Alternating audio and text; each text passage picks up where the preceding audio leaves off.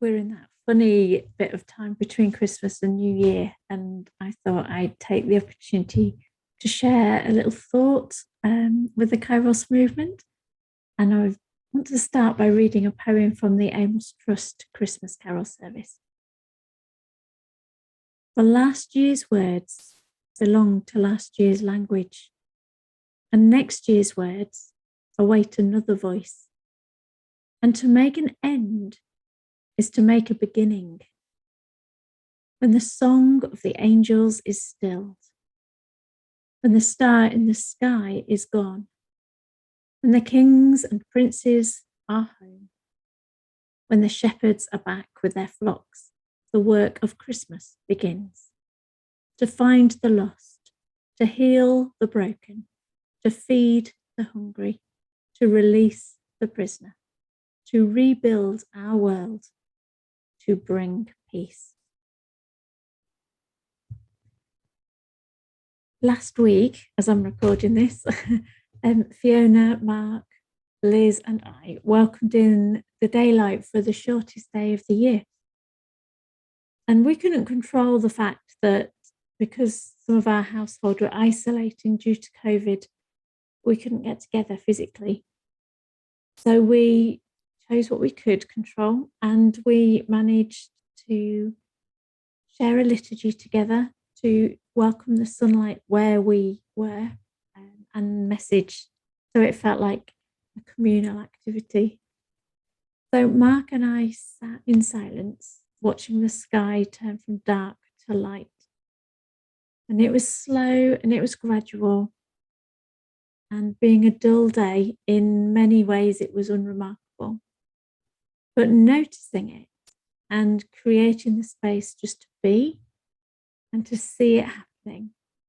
And it was imperceptible, and yet it was actually happening in front of our eyes. And we were listening to the birds responding to it. And it felt like a really sacred moment.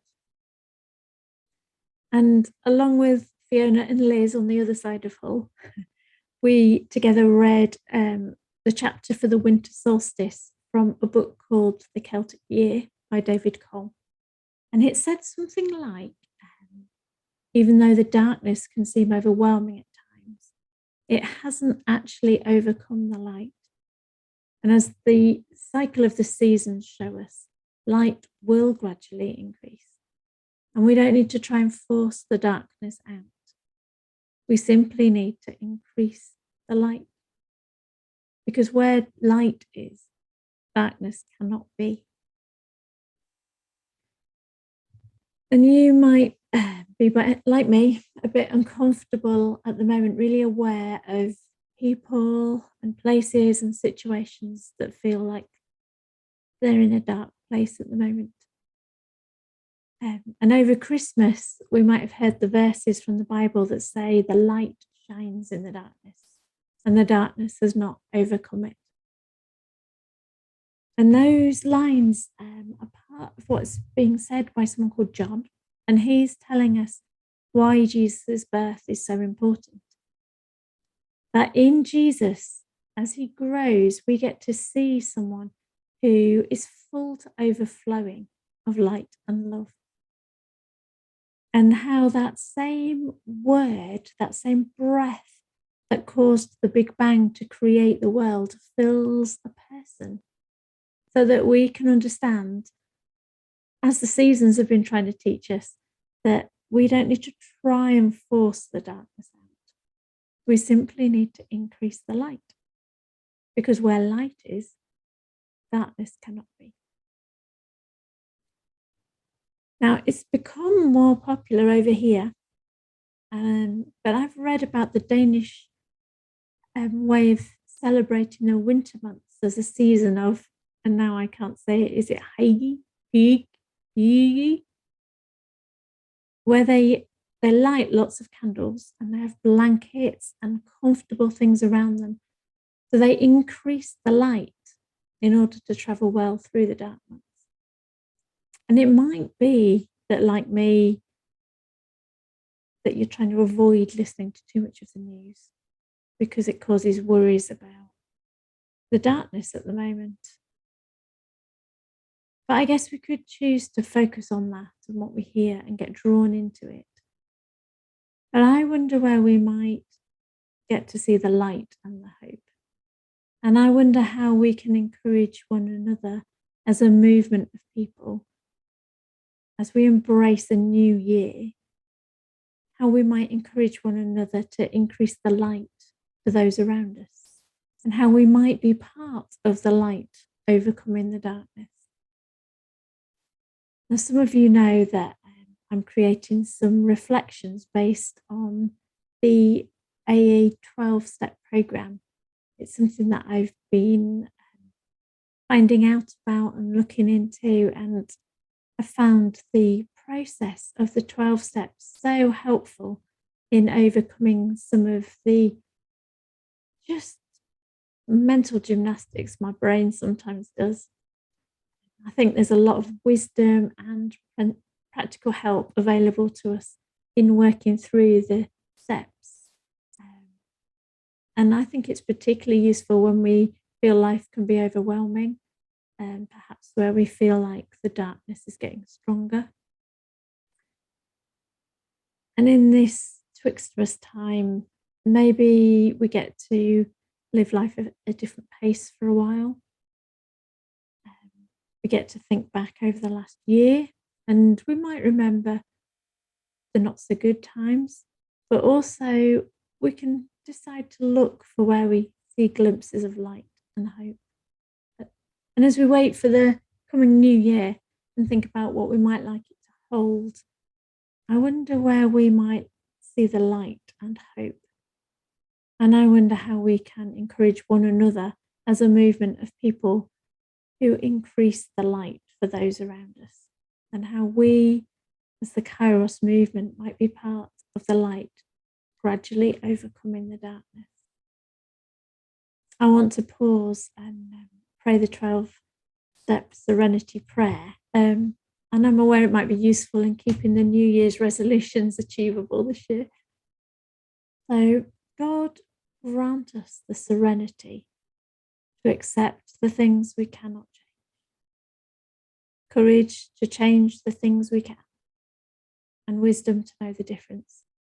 Living one day at a time, enjoying one moment at a time, accepting hardship as a pathway to peace, trusting that you will increase the light. I did twist it a little bit at the end. You might have spotted the words changed. So as I started this reflection with a poem from the Amos Trust, I want to leave you with a video that was made by an arts organisation for children and young people that the Amos Trust work with. The organisation is called Arawad, and it's based in a refugee camp near Bethlehem called Ida. And this is a film that they made in 2020, and it beautifully expresses hope and light spreading even in different homes or locations, and in the most difficult of situations. And I love it where you can see people that obviously weren't briefed, just not being able to help themselves but join in when they hear the music. And I hope that as a dispersed movement in 2022, that the Kairos movement might, like the dancers in the video, be a source of light and hope right across our district. So let me try and share this video with you.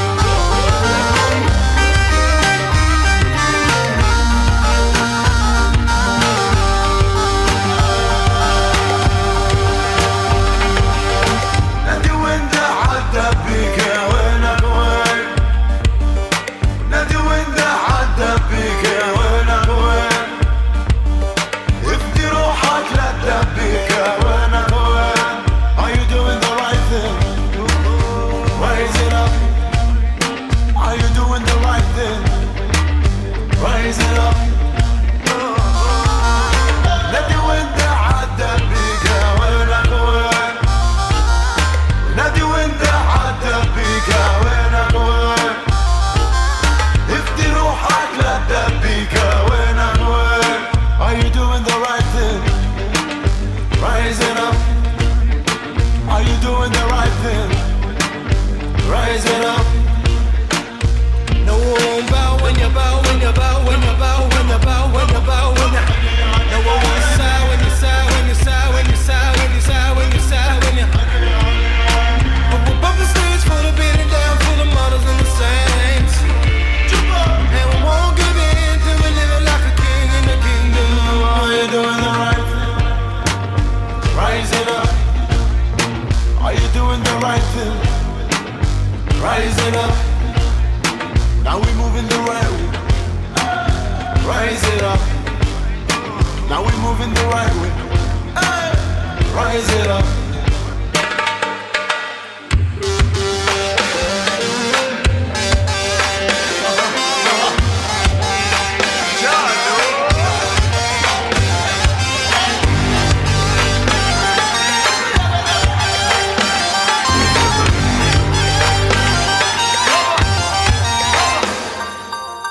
نادي وانت حدى بيك وينك وين. نادي وانت حدى بيك وينك وين. ادي روحك لدى بيك وينك وين. Are you doing the right thing? Rise it up. Are you doing the right thing? And so I hope that as you go into 2022, as you have this bit of time before the new year is here, that you might have space to think about how you're going to dance in the place you're in. Sorry. Even if it is a very ordinary place, even if it feels unremarkable, and even if the hope and the light feel imperceptible. I think if that's our focus, that's what we'll see happening. Happy New Year.